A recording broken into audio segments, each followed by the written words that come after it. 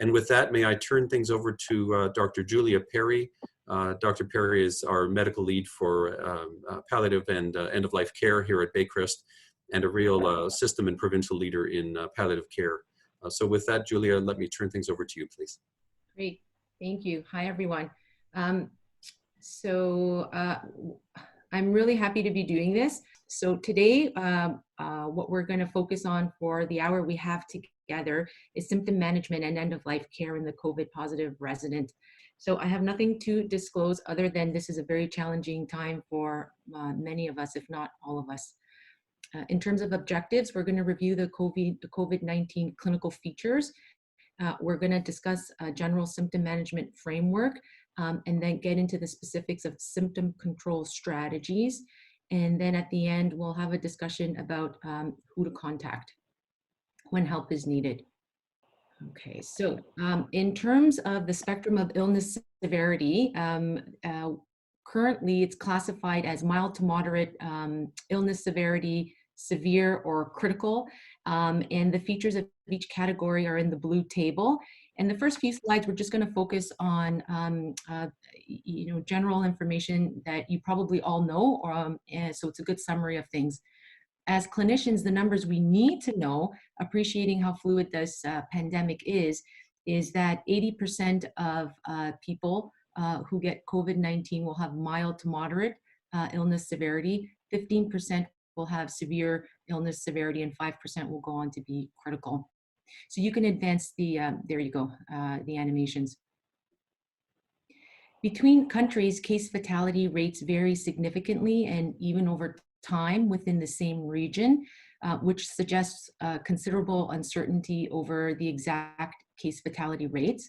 But overall, people are looking at us as leaders to be able to quote fatality rates, and the global fatality rate right now is estimated to be around 2.3%, but it ranges between 2 to 4%.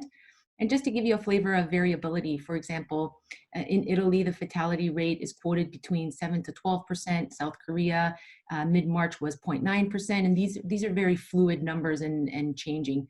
What we do know with certainty is that most fatal cases are in those individuals with advanced age and underlying comorbidities. Next slide. More specifically, when I'm having a proactive ACP or COVID-specific illness conversation with one of our capable residents or their SDMs, one part of it is dedicated to me giving these folks a sense of fatality rate by age category as well. So what we know is that in residents age 70 to 79, that fatality rate jumps from 2 to 4% to 8%. In those over the age of 80, it jumps again to 15%. And sometimes if the discussion leads towards intubation ventilation, once intubated or ventilated, our residents have a very high case fatality rate up to 95%.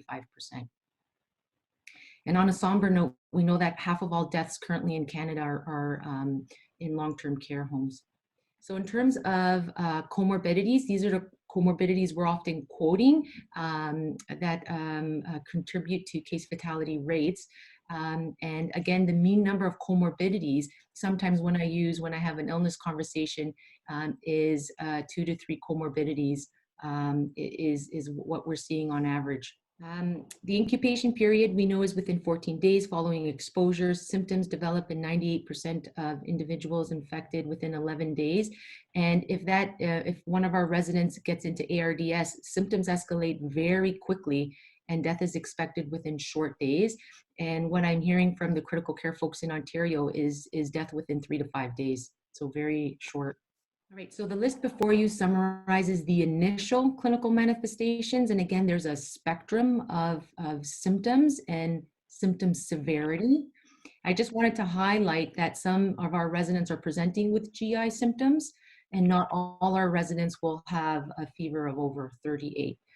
So it's really important to be mindful of how COVID-19 can present. So we all have different comfort levels and skill sets when it comes to symptom control. Many of us feel comfortable managing mild to moderate symptoms. My personal interest and planning is going into managing severe respiratory symptoms and end-of-life care. And we have to be mindful of the current reality that there's a provincial critical care command post and ICU physicians who will triage COVID positive residents wanting or pushing for ICU admissions, and that the critical care command post will not accept patients or residents at risk for poor outcome. So when the surge comes and it gets to the triage protocol, this is our understanding. So we have to prepare as best possible to manage the symptomatic COVID positive resident in our respective long-term care homes. So with this slide, it doesn't matter which symptom you put into the underlying symptom. You can replace that underlying symptom with shortness of breath, pain, agitation. The framework is really the same. So your symptom treatment plan for your resident will always be in the context of 3 elements, which will then guide non-farm and farm strategies. And those critical 3 elements are goals of care, prognosis, and symptoms, both symptom burden. And I've never met a resident with just one symptom, although we usually get called for one symptom that's more pressing. So we want to know all symptoms, so their symptom burden, and then the severity of their symptoms. So once you establish these, you can frame which non-farm and farm strategies are best suited. Today, I'm not going to be talking about goals of care or advanced care planning or how to have an illness conversation at all. I'm not sure if ECHO has planned a session on that, so we can sit at the end. Oh, sorry, I thought you were going to say something, Sid. But we're going to go into non-farm strategies for our residents, and then I'll present the best evidence with respect to farm strategies as well. So in terms of non-farm strategies, we're going to go through the top 5 for our residents. And the context here that I chose to take for today is the resident with advanced age and multiple comorbidities whose goals of care are for comfort. So again, I want to be clear that there's a spectrum of symptoms that I appreciate. Some of our residents will have mild symptoms and not have COVID illness progression. So the following non-farm strategies and farm strategies have to be taken into context of their overall symptom burden, prognosis, and goals of care. So number 1 is review all medications and discontinue those that are not contributing to patient comfort 100%. So now's the time before any outbreak mode to go through medication list and to simplify anything you possibly can, even when it comes to things like vitamins and other medications that can wait a month or 2. A lot of long-term care physicians right now are discontinuing them in anticipation of outbreak, just to simplify regimens for residents, simplify pill burden, and simplify administration schedules for nurses. I just wanted to mention with respect to NSAIDs, there is some uncertainty about NSAIDs in the literature. Some clinicians have suggested that use of NSAIDs early in the course of disease may have a negative impact on disease outcome in COVID. These concerns are based on anecdotal reports of a few young patients who received NSAIDs early in the course of COVID and experienced severe disease. In light of these concerns, some providers are using Tylenol in the place of NSAIDs for reduction of fever, pain. However, there's been no clinical or population-based data directly addressing the risk of NSAIDs. So the WHO, what they decided to do is not recommend that NSAIDs should be avoided when clinically indicated, but I think for most of us, we avoid NSAIDs anyway in the elderly due to cardiorenal comorbidities. So number 2 is discontinue devices, lines, interventions not necessary for comfort or medication administration. And I just wanted to be mindful because we have residents who have ICDs, and it's an important thing to do is to know how to deactivate a resident's ICD. So at Baycrest, for example, we do have a magnet. It's currently located on our palliative care unit, and at Baycrest, we're physically attached from long-term care to our hospital side through a corridor, so we share. But if you do have residents in your respective long-term care homes, it's a good idea to sort out how you can get your hands on a magnet in the community or from the third-party provider, because like a lot of cardiology clinics, they've gone mostly virtual, and it's hard to get a resident or anyone into clinic in person. So something to be mindful about. So next slide. Number 3, so discontinue or minimize intravenous fluids if there is an IV and enteral feeding, as this does not contribute to patient or resident comfort nearing end of life. And all I wanted to mention was this is, if the decision is made to continue enteral feeding or intravenous fluids or subcutaneous fluids, just to be mindful of monitoring closely for complications, including aspiration and pulmonary or peripheral edema. So number 4, all medications should be delivered through the subcutaneous route or IV if already in place. And I do acknowledge that by far most of our residents in long-term care do not have an IV. Some do, but mostly we're going to be delivering through the sub-Q route. And again, I acknowledge that it depends on symptom severity.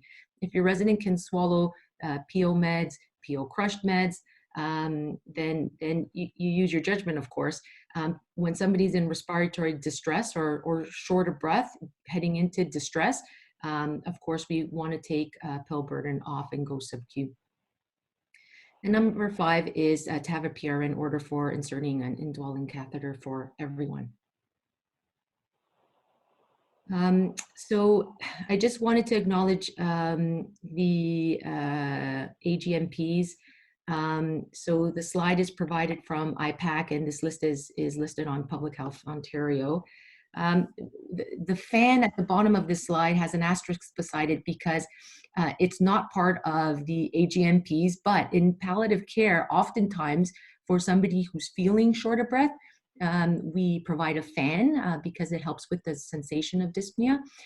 This is not a good idea if the resident is COVID positive, of course. And the other point I wanted to mention too is some of us in long-term care may have residents who are on BiPAP. And this is interesting, and I don't know that I have the answer, so I'm curious to hear from other people at the end. If a BiPAP resident becomes COVID positive, if you ask an acute care physician, well, what do you do? Their answer would be go to a negative pressure room. And so this may not be possible depending on where you practice or where we practice. So we can have a discussion about that at the end of what do we do other than full PPE. And then finally, specific to shortness of breath, oftentimes residents do prefer to be in a slight upright position as tolerated. Lying flat can exacerbate symptoms of shortness of breath, so just to be mindful of that. Of course, we have to provide personal care and such, but we want to be mindful of doing things respectfully, quickly. For somebody who has shortness of breath, lying flat can be quite problematic. And then with oxygen, supplemental oxygen for hypoxic patients or residents to help reduce the work of breathing. It can help, and we want to titrate to symptoms, not to oxygen saturation. So we want to be mindful, not asking our nurses to titrate oxygen to a particular number. We treat people and we don't treat numbers. So if oxygen helps with work of breathing, and in addition to pharm strategies, then you titrate to symptoms and to how a resident looks with their work of breathing. Okay, so moving on to pharm strategies. COVID symptoms may advance very quickly. They may not advance at all, but for a lot of people, they can advance quickly. So we need to be prepared to escalate dosing or start with higher doses in the ranges given. So again, I want to acknowledge that there's a spectrum of symptoms and symptom severities, and the medication dosages are starting suggestions. Also, all meds that I'm going to go through in the next few slides are subcutaneous. And some COVID palliative guidelines that you'll see will include PO, sublingual, IV route. And again, you're going to use your judgment and what's available to you, and it's very specific to the situation at hand. So for example, where I work, a lot of my patients and residents, it's really hard to get IV access on anyone. So we're never going to go IV. And it's really hard with somebody who's in respiratory distress to get a PO route comfortably. So that's why the next few slides will go subcutaneous. And the content I'm going to go through has been cross-referenced with current COVID-19 symptom management best practice literature, including palliative care guidelines out of BC and the Ottawa group. Okay, so you're likely going to start with PRN orders. And this is common stuff, and it's no different than what you would do on a day-to-day basis with patients with and residents with the palliative approach to care. So you'll start with PRNs, and if there's greater than 3 PRNs in 24 hours, you're going to reassess. If you're using greater than 3 PRNs in a day, then you're going to consider using a standing dose, either Q8H, Q6H, or Q4, depending on the situation. But the threshold is low to advance to Q4H standing doses when it comes to managing dyspnea and perhaps other symptoms as well. So you use your judgment call. If somebody's in severe distress, you're most likely going to go Q4H around the clock with opioids for shortness of breath, which we'll talk about, as opposed to starting off with PRNs. And you want to titrate the dose as needed according to PRNs and symptom benefit, right? So you want to ask, when this resident received the PRN dose of whatever it is, did it work, and how did it relieve the symptom? So for an opioid naive resident, the recommendations are to start with morphine 1 to 2 milligrams subcutaneous every 30 minutes PRN, or hydromorphone 0.2 to 0.5 milligrams sub-Q every 30 minutes PRN. And for dyspnea, opioids are the gold standard. And I underlined Q 30 minutes PRN because we're used to prescribing opioids as a Q4H frequency, or even a Q1H dosing for opioids. For the sub-Q route, the shortest, safest dosing interval we can use is actually Q20 minutes PRN for opioids, but most COVID-specific symptom recommendations are for Q30 minutes PRN as a frequency. And again, these are starting dosages. Now, I also want to be mindful that at Q30 minutes PRN for opioids, this does have to be balanced with nursing considerations and human resources. There's no question about that.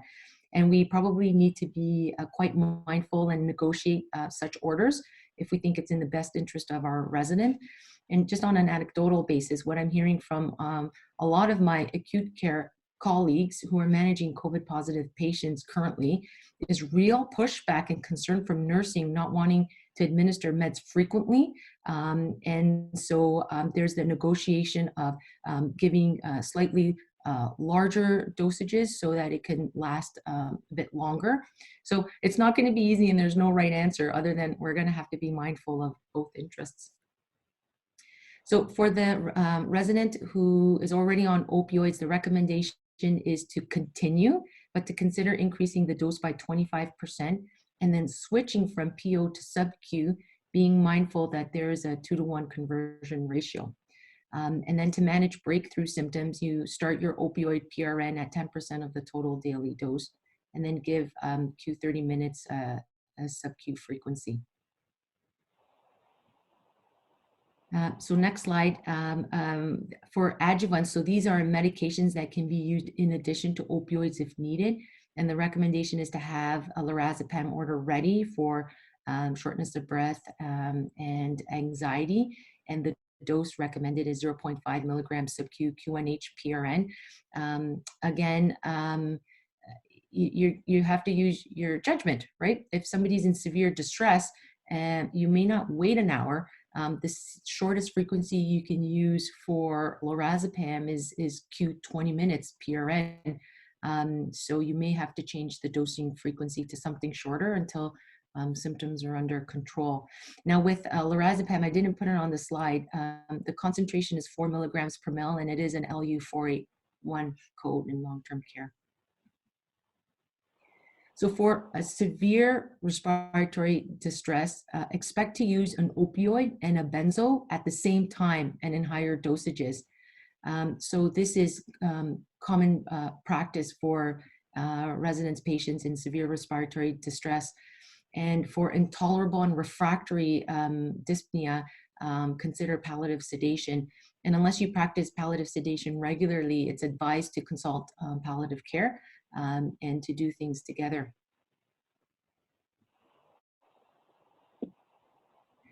So just more specifics about, more recipes when it comes to severe respiratory distress. So the gold standard for severe respiratory distress, once opioids are escalated to Q4H around the clock frequency and they're optimized, is to go to Midazolam. Now, the onset of Midazolam sub-Q is minutes, and the specific dosing recommendations are anywhere from 1 to 5 milligrams sub-Q stat, and then Q5 to 30 minutes PRN, followed by a continuous infusion through a CAD pump, which is in our center only available on the palliative care unit. And so if you just use the next animation, this is a big cross, because right now our acute care hospitals are asking acute care palliative care consultants to plan without Midazolam, because critical care needs Midazolam to keep their patients sedated.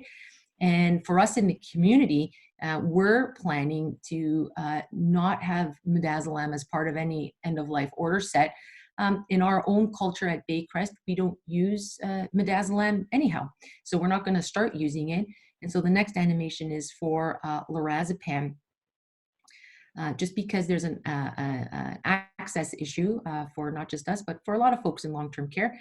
So the recommendation is to use Lorazepam, and depending on the situation, standard order would be 2 milligrams sub-Q stat and Q 20 minutes PRN until the symptoms of severe respiratory distress are controlled, and then to have a maintenance dose depending on severity and depending on response to treatment. So the second choice becomes first choice for a lot of us. I also wanted to mention, just before getting into agitation and restlessness, there are all sorts of recipes out there, and for individuals who are experiencing severe distress, what some palliative care consultants may go to are creative things like ketamine. So we can talk about that at the end. Ketamine is not available to most long-term care homes.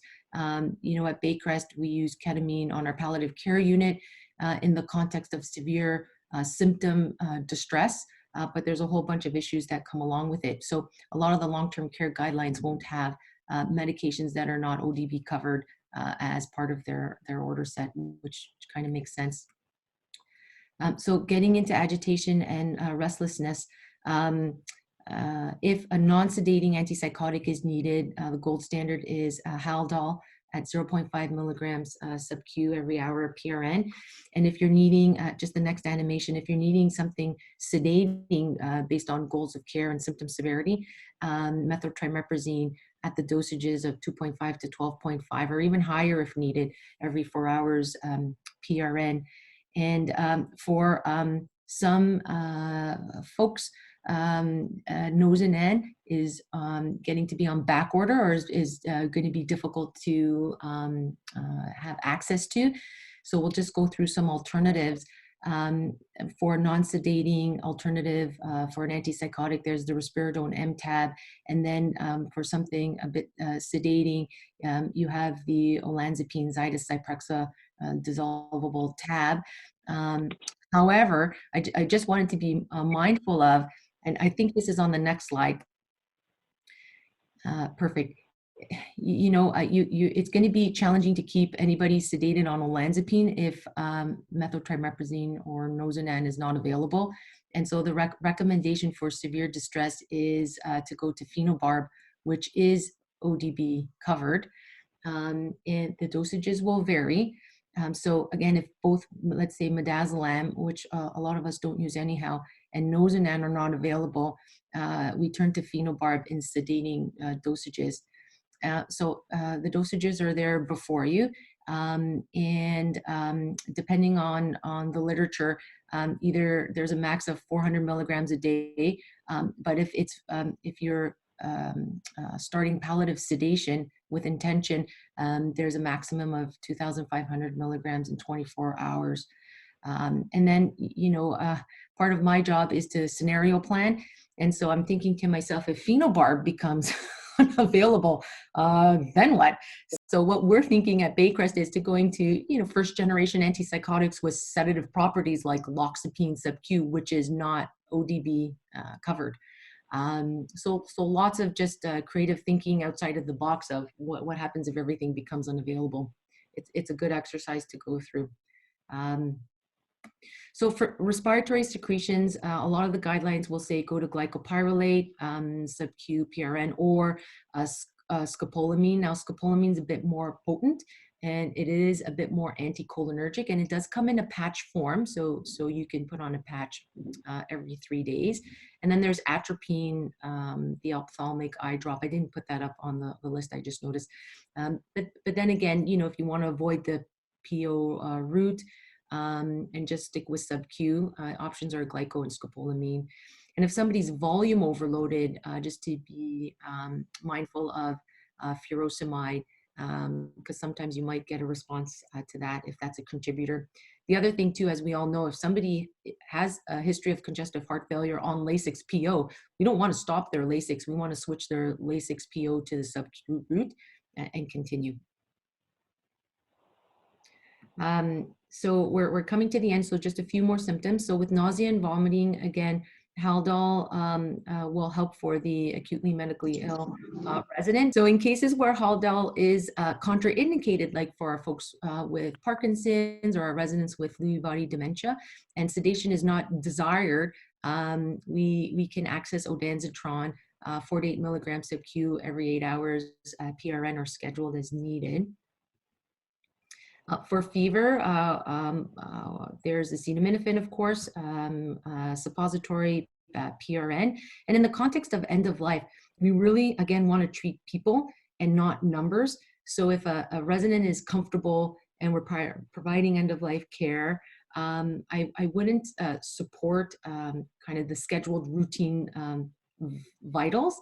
And now I know a lot of long-term care homes, if not all of them, are checking temperatures for all residents, multiple times a day. But this is in addition to that.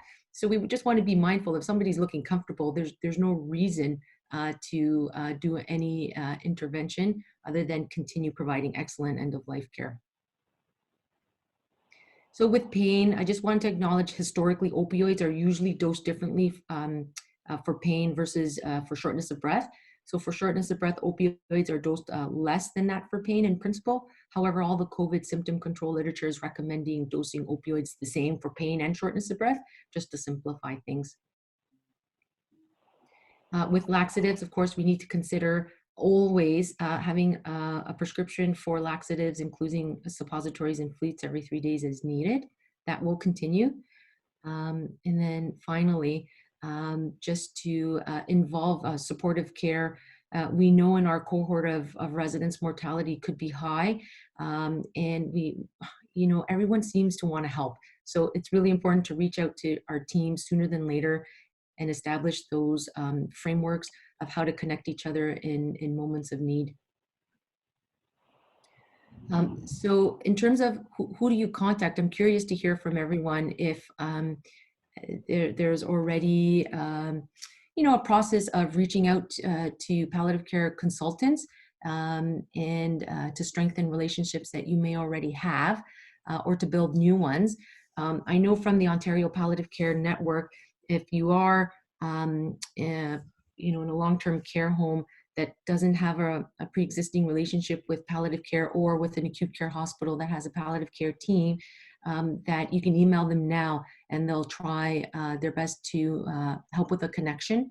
A lot of long-term care homes that don't have a relationship with the community palliative care team do have some sort of relationship with an acute care hospital or someone that they can call 24/7 for advice. I think on that note, I just want to acknowledge that this was very much a team effort putting the slides together. And any questions about how to make connections or just about cases in general, I'm happy to support. So I left my email there, and I'm going to restart my video now.